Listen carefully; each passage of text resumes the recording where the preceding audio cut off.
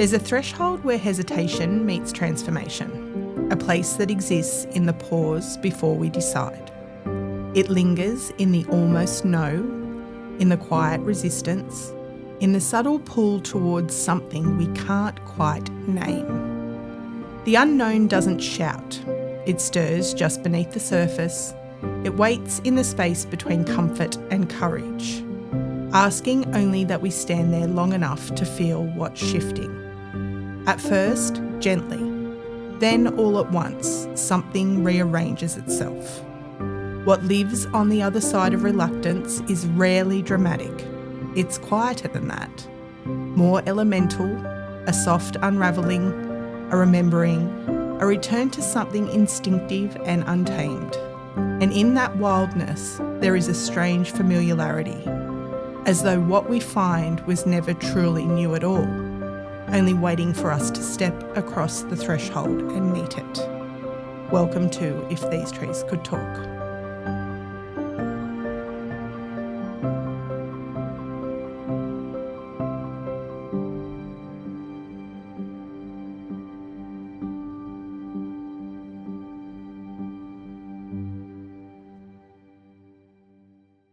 Today we record on the lands of the Wonnarua people. We acknowledge the Wonnarua as the traditional custodians of this country and pay our respects to elders past and present.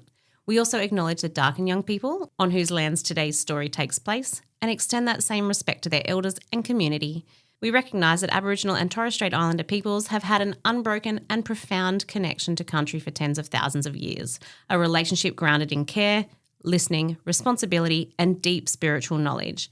This connection to land is living, enduring and sacred, and it is something we approach with humility and a willingness to better understand.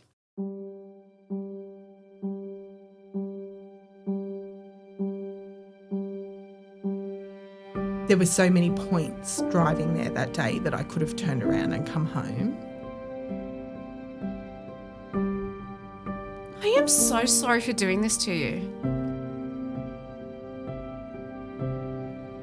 Where does the resistance come from?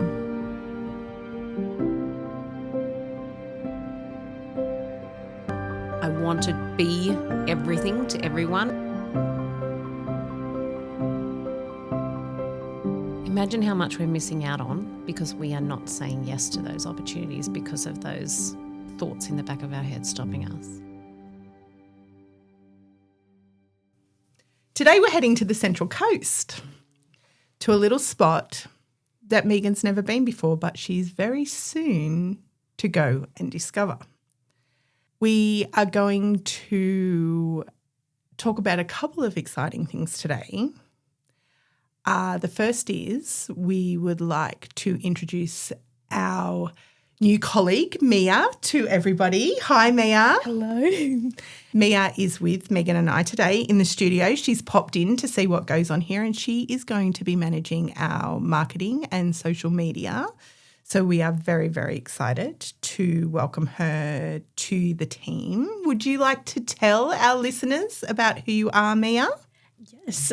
Hello to the listeners. I'm Mia. I'm a student at University of Newcastle doing PR. So this is an exciting thing to be a part of and I'm excited to see how it's done in the studio.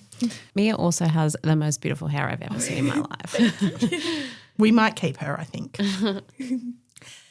So Mia is getting a crash course in podcasting today and probably a little indication of what she's in for with the mayhem. She, like Megan, has no idea where we're going today. I'm not a very, very nice person to work with because I just don't give you guys anything to go by and then you guys get the raw, unfiltered version of anyone who's in the room with me, which I think is the right thing. Absolutely. Yeah. So we're going to go back to Christmas time. Remember when we did our last episode and we told everyone we were so tired? Yeah. Yeah.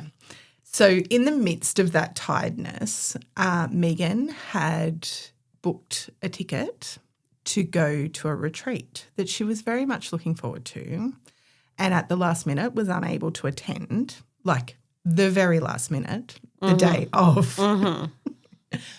What was your expectations leading up to that, Megan? I was very excited about stepping outside of my comfort zone. Do you know what I was mostly excited about? There being no internet and being able to switch off and reconnect with the land and meet some new people maybe and just, really slow down. That's what I needed. I really needed it at that time. But I couldn't go. She couldn't go, and so I got the phone call the morning of. So in the lead up, to give you guys an idea of where we're going, you will remember Eva Angofra from a previous episode that we did called More Than Alone. Eva was a contestant on Alone Australia and spent some time living in the wilderness of Tasmania. Eva runs an organisation called Wild Beings, which is about sharing ancestral-driven skills. So this was very outside Megan's comfort zone. I was okay with weaving, probably nervous and intrigued about bone craft.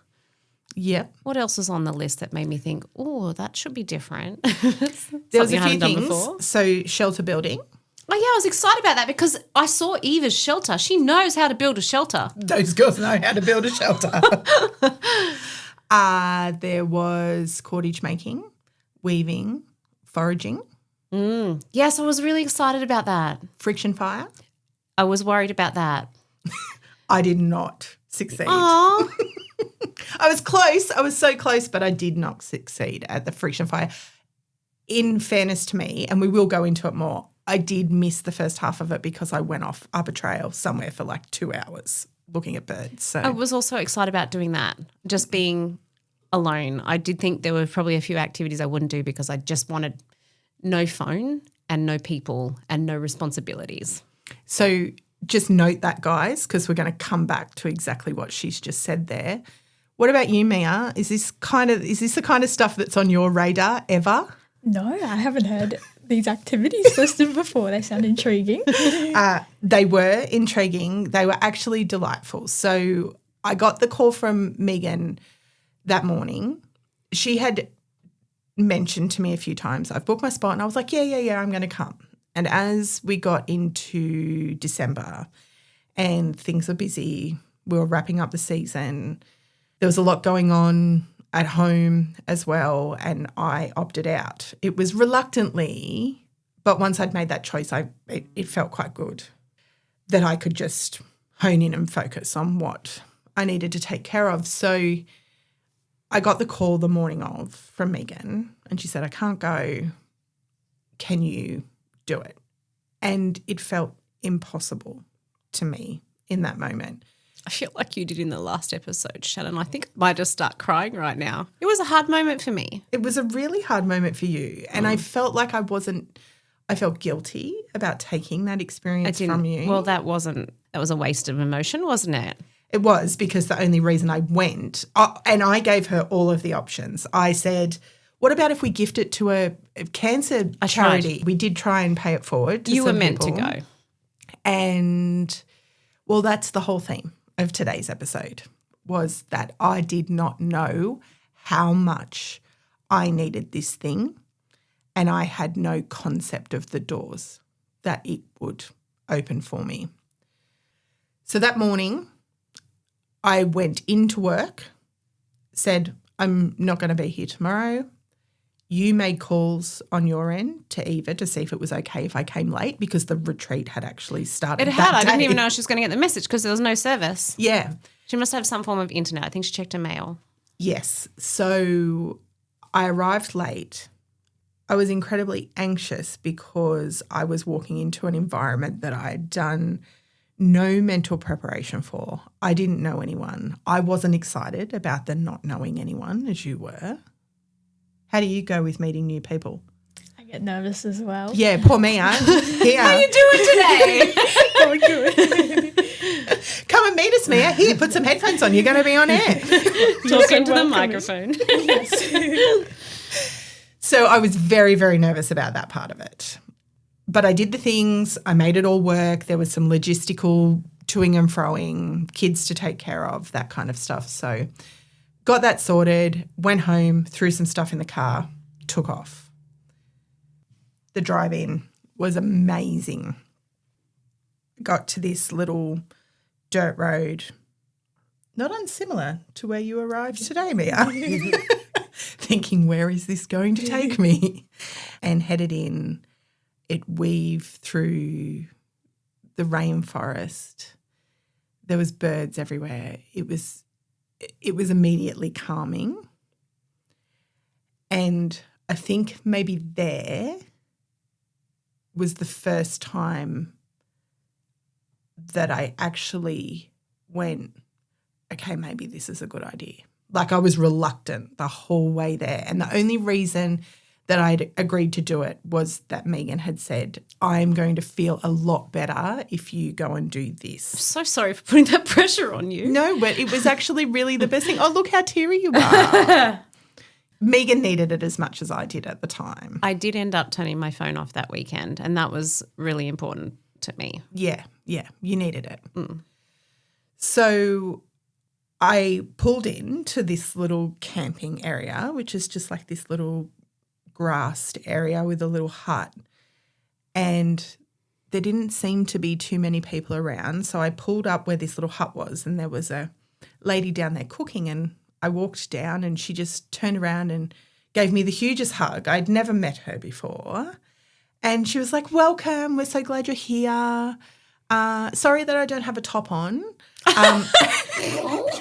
It was very, very hot. It was December. She's like, I was just so hot and I'm cooking, and I'm like, I love this for you. And I hadn't noticed until she mentioned it, which was quite strange. It is strange. Because she had her back to me and she just turned around and put her arms out, and so I hugged her straight away. Right. And I was like, great, I love this for you. And I was like, okay, yep, these are my people. Did you take your shirt off too? I did not take my shirt off. Nobody needs that. But I went, set up, and then I went for a walk down the creek, and it was literally like walking into a group of forest nymphs.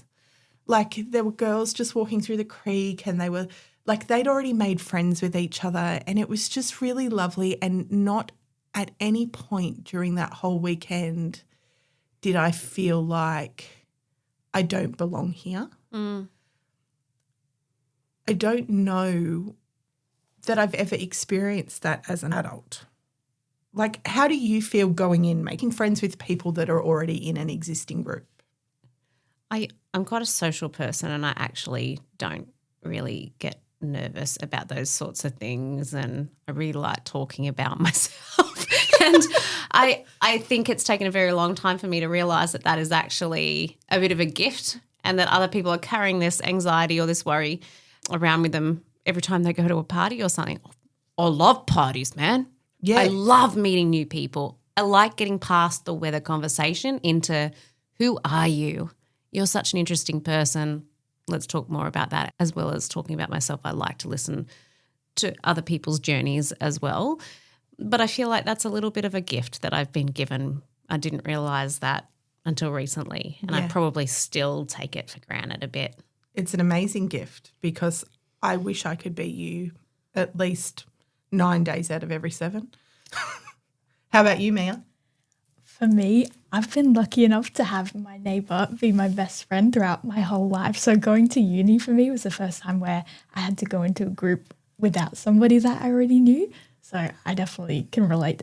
I felt nervous, and it was a skill that I had to work on. Yeah. It's something that I've always struggled with. And I'm a chronic overthinker.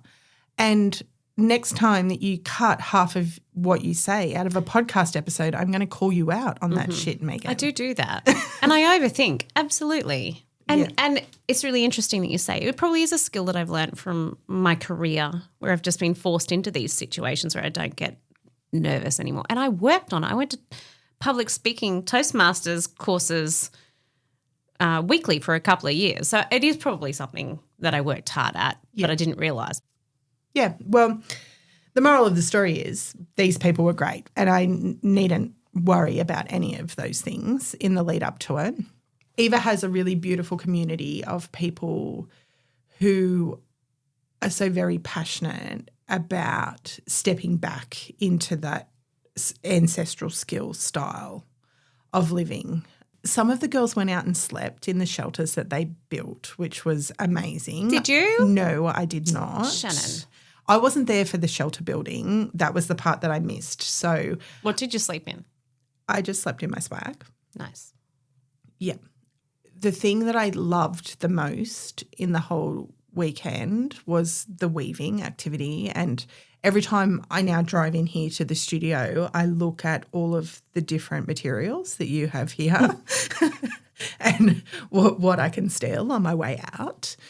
There was a really amazing lady that came and taught us foraging and how to use wild weeds for medicinal purposes, which was brilliant. And we made this balm that I have used on everything. The boys just call it my hippie balm. But I have Mozzie Bites. I've used it for lip balm. I've used it on cuts. And so Is it from fungi? No, so it's just all different types of weeds, non-native plants that shouldn't be here in our environment, but they are there's ones that are antimicrobial, there's ones that are anti-inflammatory, there's ones that are antibacterial. And so she taught us what they all were. Pat Collins is the lady's name. She's incredible. If you can ever get your hands on any of her books, she is a wealth of knowledge. So we made this balm and I've used it on everything. And even at New Year's when we were camping and there was, those big ants that we used to get at Foster, the bad bitey ones. I know them. The pain is so intense when they bite you and they hang on like they're the worst ants ever. But this balm, I was just, here, have my hippie balm, have my hippie balm. How many people got bitten by these ants? Everybody. Oh. They were bad. Time to move camp. You set up camp in the wrong spot.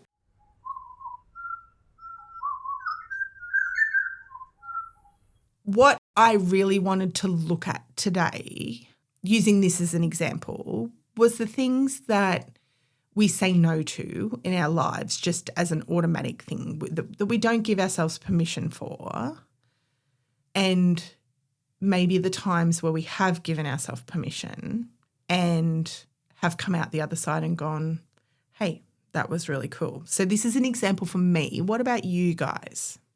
I've got a couple. Okay, great. I am a very strong believer that magic comes from outside of the comfort zone.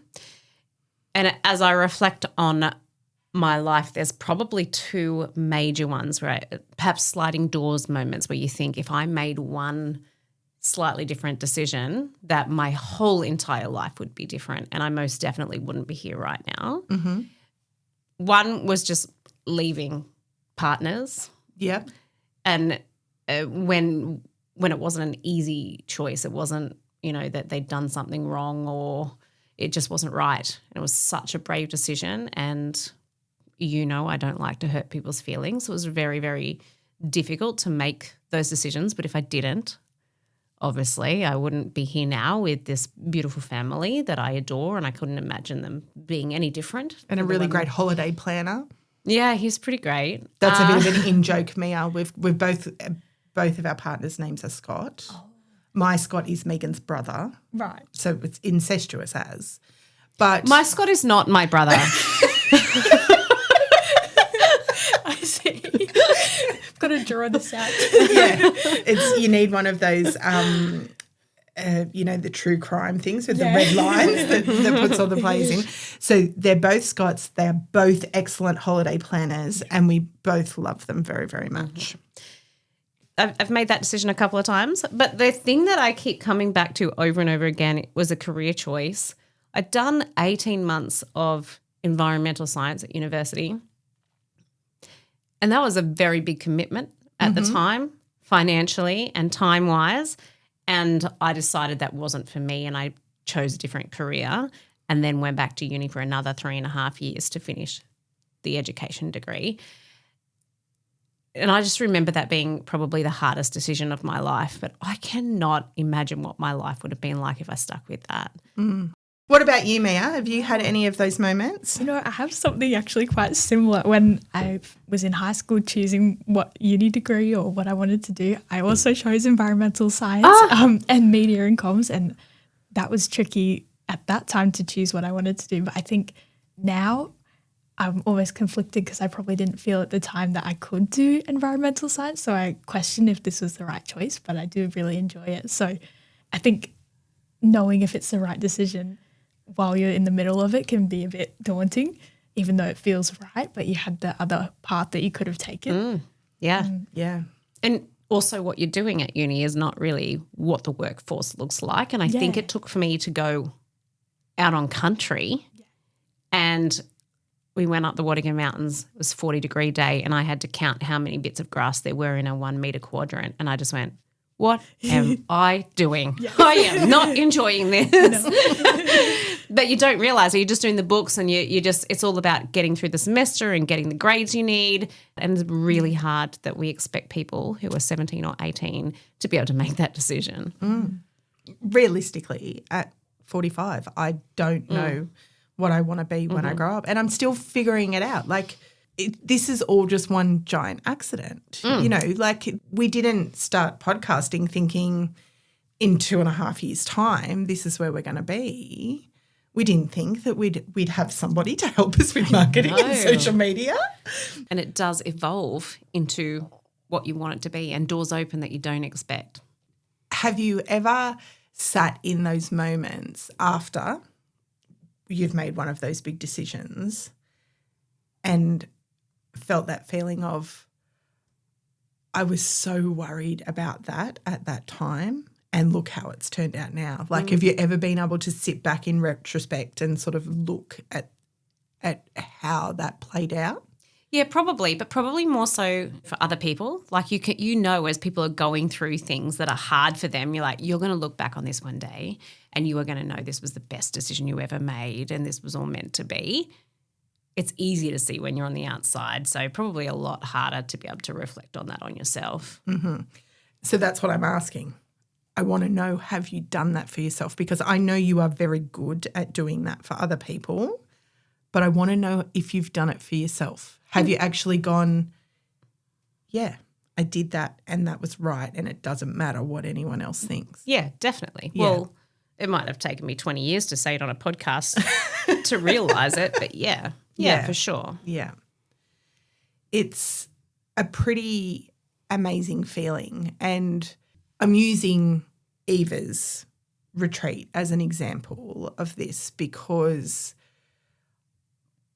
there were so many points driving there that day that I could have turned around and come home. And at the end, we talked about what we got out of the weekend and what we'd learnt, and I could not talk. I just cried. I am so sorry for doing this to you. It was the best thing ever. One, do I like crying in front of people? No, I'd rather be hit by a car. But in that situation, I did not apologise for my emotions. I just explained that I was so grateful and I didn't have the words to be able to explain what I had experienced there. And it wasn't about the activities. It was the people. It was the space. This place is just beautiful. And it was stepping back into something that is primal. We ate some deer for dinner one night that Oh dear. that Eva's partner had hunted and they had processed, and it was delicious. It was like the food was amazing. I'm dealing all okay weekend. with the FOMO right now. Yeah. We had goat the second night. Yeah, Also cool, hunted from their cool. property. Cool. I was very nervous about the goat. I had had venison before. I had not had goat before. It was amazing. We have pet goats. My kids would have killed me if I ate that. I did think about Claire. About little Swifty and Flame. Yep, I did. And then the next day I made a necklace out of the hip bone of the deer that I ate for dinner the night before. Cool. Mia, if you want to get up and run right now. I like the not wasting anything. And that's the principle. Yeah. So they take everything Yeah. from the animal and use, this is where the bone carving for knives, buttons. I did make a toggle for my necklace and I was very proud of my toggle because the necklace piece was unnecessary, but the toggle was a necessary thing. I needed to keep that necklace on. Where is it today, Shannon? It's at home. It's in my special little. You don't wear it every day? I don't because it's massive. I know, I've seen it. That's why I'm making fun of you. I did wear it home that day and I had to stop and get petrol on the way home and the guy behind the counter was like, that's an interesting piece. I said, yeah, I made it out of the bone of the deer I ate for dinner last night. He's like, oh. But such simple stuff.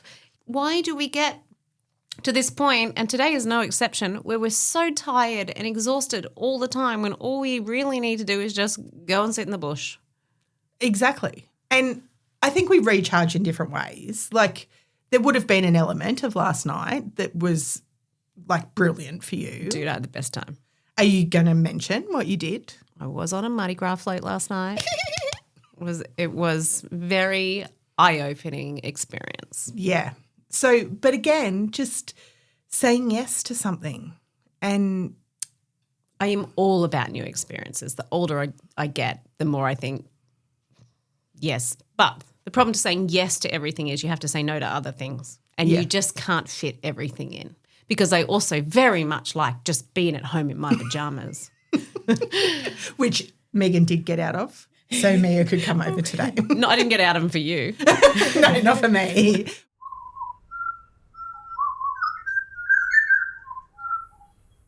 What do you think it takes for us to regularly give permission to ourselves for these things that we want rather than the things that we are supposed to do? It's a very good question. And again, from the outside, you can see it so clearly in other people's lives. And for mums, it's so hard. I do a lot for myself. Love my career, but it does take me away from my family sometimes. I want to be everything to everyone, and I think there's a lot of society pressure on women to do that. But every mum goes through it. They just lose who they are because all their entire life is about meeting the needs of those people who depend on them, but then starting to get that back and work out who you are at the end of that. Like when you don't know who you are after you've had a 10-year hiatus. No. But I think that your children seeing that you can put yourself first, whether it's for your own mental health or fun, joy, I think that is a really, really important thing for them to see. But I also understand that is incredibly hard for some people, and some people don't have the luxury of being able to do that, whether they don't have anyone to support them or finances to do the things. What was the question? That was a really good answer.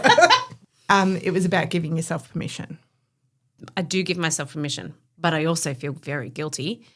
And often it's about what is everybody else thinking about me? Oh, she's off again. She's gone to the Mardi Gras, left her kids with the grandparents or that poor dad. The poor dad. Because our parents wouldn't have done that. No. What do you think your kids are learning from it? I like to think that I'm modelling what they need to do. Mm-hmm. What do you think? I would say that your children are very independent. There are things that they can do at their age that none of my kids were capable Is of it because I doing. leave them at home? No. Because I leave them. It's because they know if they don't take care of that thing that they're going to be without it on the other end. Like Charlie got on the bus the other day without his lunchbox that I bloody packed. And he did realise and called me and I met him out the front and, you know, it was okay. The bus hadn't taken off yet. But had it taken off, Yeah, but what's the worst thing that could happen? he would have been hungry all day. Yeah, that's not the worst. Which is It's a fun. That's great how you- way I to honestly learn. think that's how you learn your lessons. It is a great way And to often learn. I see things like that happening all the time, and not just with the children, and don't say anything. Just that they'll learn without me nagging them. They'll learn a different way. Yeah, see, I love that. I aspire to be more like that. And I think the only way that we give other women permission to make those choices for themselves is to talk about the places where we've made them for us. I had a conversation with someone maybe 2 weeks ago and dealing with some of the mum guilt. We've moved to weekly episodes, which is a whole lot more work and commitment. And there's been some times where I felt guilty when I'm still sitting on the computer at 10:30 at night and my family's eaten a meal that I've made, but I haven't interacted with them in the same way that I normally would. I haven't talked to Charlie about his day the same way I normally would, although he's a teenager now. He loves it. So I get good. But I said to that person, I have been raising children for the last 23 years, and at 45, this is the first time that I've actually made a choice about something that I want, not that is defined by what everybody else in my family needs. And what was stopping you from doing that before? Because from the outside, it's very clear to say, yeah, of course you deserve that. Of course you should be doing that. So why weren't you? Why weren't you making those choices for yourself? I don't think I'd ever had it modelled to me. The women in my life that I look up to, my mum, my grandmother, my mum she was a stay-at-home mum and didn't go back to work until I was halfway through high school. And I mean, that's a privileged position to be in for, that Dad earned enough money that she was able to be a stay-at-home mum, and that's what they decided together that they wanted to provide us. And I'm very grateful for the childhood that I had. But I never saw my mum put herself first. I remember we bought her a sewing machine once for a Christmas present and she just burst into tears because she didn't – it was something that was just for her, for the thing she was interested in, for something that she loved, and it was a probably more extravagant present than things that they'd got at other times. But, Why does this make me feel so uncomfortable? Even telling this story, I know in my head it's okay for me to do this. I know it's good for my children to see me doing this, but I also look at your mum and go, wow, that's amazing that she sacrificed all that for you. I'm not doing that for my children. Yeah. I'm a terrible mum. Yeah, but why? Why do we feel that? Have you got the answer written there on that computer? No, I do not. But I'm going to ask Mia because I think it will be interesting to have a different age demographics view on this. I think I'm sort of coming to the time where I have to realise that you can't ask everyone for the answer. You have to trust your own. And I think that's kind of the thing where you have to just trust that you're making the right decision for you. And it's really hard to do that because I just rely on, I have a sister or always refer back to someone because I don't trust my own opinion. I love you, Mia. But then I bet all of your friends and family would say, of course you can trust your own instincts. Well, stop asking me. Yeah. Yeah. So you don't have any answers either? I mean, yeah, they'll probably just if you go to your family, of course they're going to help me, or they say, you have the answer, you don't need to ask me, but I think it's a tricky process. I love that your family give you that message that you can trust yourself in that. That's really, really lovely. And I think maybe as we move through the generational cycle, I'm very interested to see how our daughters come out and when they're sitting in their 20s and their 30s. I have a daughter in her 20s who is incredibly driven, she says no desire to have children at this stage, but I think there's a little inkling She's there. an excellent auntie. She's a very, very good auntie. And I love that for her. And in saying that, she has a beautiful partner who probably knows her better than anyone else. And I love that dynamic for her is, okay, we're going to go off and do this weekend, or we're going to and she makes no apology for that. When she decided she wanted to change careers after 8 years doing the same thing, and she'd put herself, like you guys talking before about uni and stuff, she'd put herself through all of the training and then just got to the point and said, I can't go any higher here. I'm going to do something completely different. Like it is the furthest thing away from where she was. And she didn't have guilt. And I love that she's going through. You did that. I did that. Well done. I played a part in it. She has tenacity that I never had. But she has. We love you, Elsie. We do love you, Elsie. And thank you for hooking us up with Mia. Thank you, Elsie. I love that I had a role in that for her.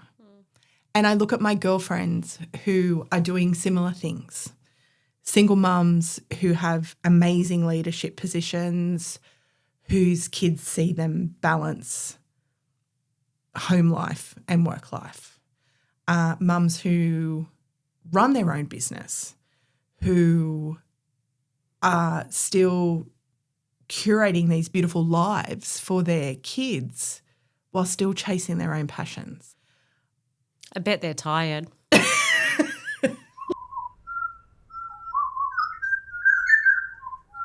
The last question I'm going to ask is, where does the resistance come from? Why do we have it? I don't know the answer. Do you have the answer? No, I don't. I'm looking for a perspective. You don't know? No, I don't know where it comes from either.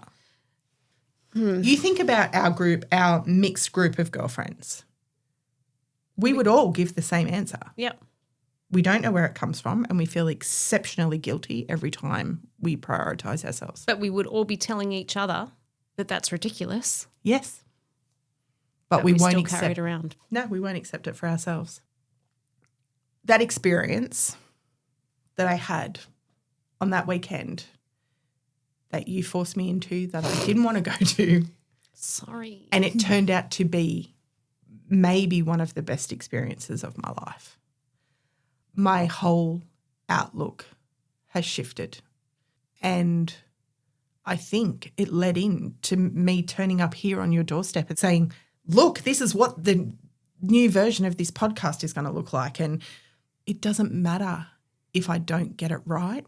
And this is what this space held for me. It's what Eva curated. It's what those women held in that space. I felt very overwhelmed going into a space where I knew nothing about ancestral skills, and I was worried about being judged, and I was worried about getting it wrong or not knowing as much as the other people. And I was not met with that once. Imagine how much we're missing out on because we are not saying yes to those opportunities because of those thoughts in the back of our head stopping us. Yeah. And I've come out the other side of that and integrated back into my own life. The same house, the same people, but with a completely different outlook. So you don't have to say sorry for forcing me into it. It was one of the best things that has ever happened to me. And I'm so grateful for that experience. And I'm so grateful for those women who were there and for what I left with, which actually had nothing to do with ancestral living, even though the skills-based workshops were brilliant. And it had everything to do with connecting with that part of yourself that was always there to start off with. Mm. And you just keep putting her aside and you don't prioritise her and you say, not now, that thing that's ticking over in your head, that thing that you keep thinking about, that thing that's sitting, not now, it's not a priority. It's that thing that's ticking over in your head is the thing that you should be paying attention to. Absolutely. The thing that you keep pushing aside is the thing that you should, I'm going to put this in a journal and just at least explore it. Even if you don't do anything with it this week or next month or even in the next year, if you can just let it be a possibility. I love that the practical idea of writing it down. I actually have a list of things that I want to do one day. And how many times you say, I want to do that one day, and it never happens. I actually write that down and I have a list. And being on a Mardi Gras float was one. So high five to Megan. Woo! Tick. I ticked something off last night. And I put a photo in this little journal of those things. But it was just so easy to write it down. It takes 2 seconds to write it down. But then every time you open your journal or wherever you've written that, you're like, oh, yeah, that's right. I'm going to go to the Monday Bash one year, and I will just keep at the beginning of the year, I'll reassess and go, yep, that's not going to happen this year because I can't get holidays or we don't have the cash to do that or whatever. But it's definitely still at the front of my brain. I'm not going to forget about it because it's still really, really important to me. So I write those things on the little paint things that's from right. Bunnings that you showed me. You know the little colour cards? So I go in and I colour code the different areas of the things that I want to achieve. Photograph a lyrebird was on there. I've ticked that off I now. wonder how Dulux feels about this. I don't know. Dulux, sponsor us. Collaboration. So the thing that I had on that list from last year that I haven't ticked off was to camp independently, which I did do that supported in that group. So I was on my own, but there were other women around me. And it was such a freeing thing. But I'm now going to go camping all by myself just for one night while I wait for everybody else to come to the thing that I have created as a thank you to Megan for giving me this extraordinary gift. If you've listened along, you would know that we have our very own retreat coming up. There will be no eating of deer and there will not be ancestral skills. And if you want to go and have an experience like that, I 100% encourage you to do it. Go to wildbeings.org, have a look. There is another women's rewilding retreat coming up on November 12th. So if you think that that's kind of your jam, get on there and have a look. And I can highly recommend it. What we're going to offer is something a little bit softer, a little bit more Megan. I asked her if she could have something that was designed exactly for her, what would it look like? And that's what we've created. So by the time this episode comes out, bookings will be open to the public. However, we have had quite a few people register their interests, so those people get priority booking. So we will let you know when this episode comes out how many spots are left. I think at this stage there might be 4 or 5. And we are going to have Sally from Sister Moon Breathwork come and do a breathwork session for us on the Saturday. And sound healing? Quite possibly, yes. I love Sally. Yeah, Sally is amazing. We also have Anne Mooney joining us, who I was lucky enough to meet at the Rewilding Retreat. She is an incredible yoga and meditation practitioner, and she's going to join us to walk us through some of those things. So there's going to be some skill sharing. Sally and Anne are going to do their thing and lead us through those experiences. We're going to have some journaling workshops. We're going to have some creative nature-based crafting workshops happening, and there's just going to be a lot of downtime. I've told people to bring along whatever craft thing they're working on that they keep looking at and don't give themselves permission to do.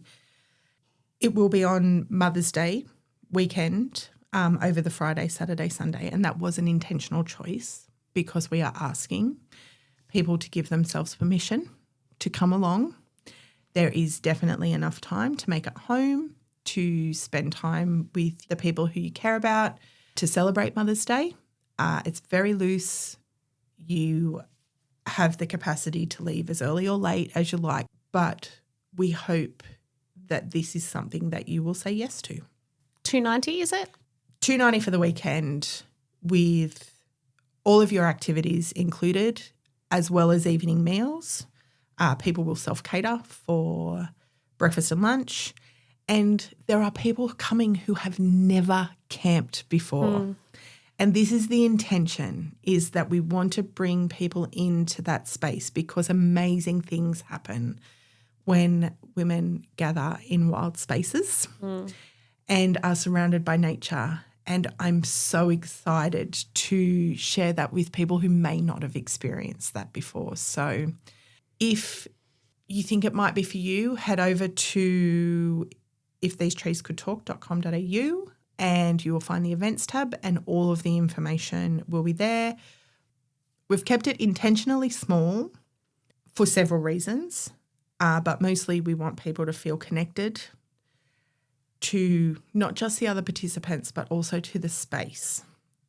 And for you to be able to go out and have those moments where you feel like you are alone and can connect with the land rather than being in a big group environment for the whole weekend. I am so friggin' excited. Do you want to come, Mia? Sounds amazing. We will pop up a notification once those places are all booked out. But if you're interested, please pop over to the website, have a look. And there are payment plans available. You don't have to put the full amount down to start off with. Everything's there. Have a look through, see if it's for you. And we would love to see you there.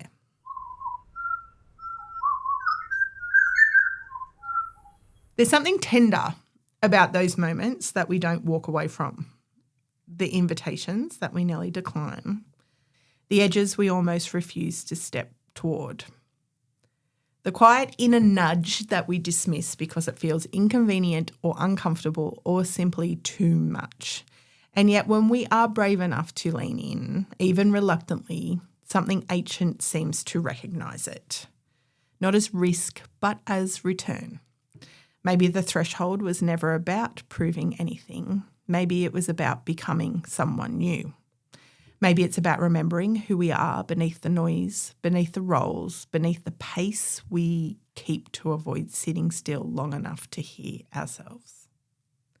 The wildness we're so often searching for isn't always out there. Sometimes it's just the unguarded version of ourselves waiting on the other side of hesitation. So if there's something tugging you, not just this, but anything, something that feels inconvenient but quietly important, maybe that's not disruption. Maybe it's an invitation. And maybe what's waiting on the other side isn't something new at all. It's you.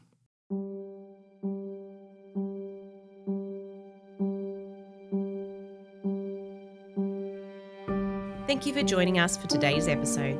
If These Trees Could Talk and What Would They Say are productions of Bellevue Studio. Our host is Shannon Walters, executive and audio production by Megan Anderson, with socials and marketing managed by Mia Oberdorf. We always appreciate hearing your thoughts, so if you would like to support the show, you can rate, review and subscribe. To stay up to date between episodes, you can also find us on Instagram, Facebook and TikTok. For more information on this episode or to connect with our guests, you'll find everything you need to know in the show notes at ifthesetreescouldtalk.com.au. We're grateful to have you with us and we look forward to sharing what comes next. Thanks for being here.